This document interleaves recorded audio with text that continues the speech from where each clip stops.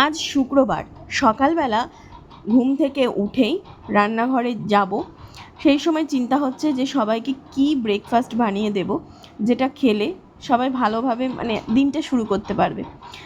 অনেক দিন ধরেই বাড়িতে লুচি করা হয় না, তার সঙ্গে লুচি করা হলেও লুচির সঙ্গে ছোলার ডাল হয়, আলুর দমটা তো হয়ই না।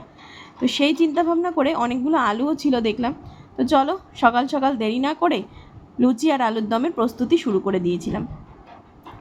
লুচি তৈরি করেছি আর ঝাল ঝাল আলুর দম, এবং সবাইকে সার্ভ করে দেওয়ার টাইমও চলে এসেছে। ফুলকো ফুলকো লুচি ভেজেছি, মমামের আন্টি ছিল, আমরা 4 জন ছিলাম, আর তার সঙ্গে আমার শ্বশুরমশাইয়ের জন্য পাঠিয়ে দিয়েছি, কারণ উনিও লুচি আলুর দম খেতে ভালোবাসে। তো যাই হোক, এই দেখো চলো আমরা খেয়ে নিই আজকে। আর হ্যাঁ, আলুর দমটা কিন্তু খুব টেস্টি ছিল।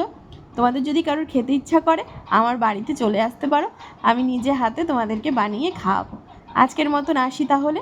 শুভ দুপুর বন্ধুরা।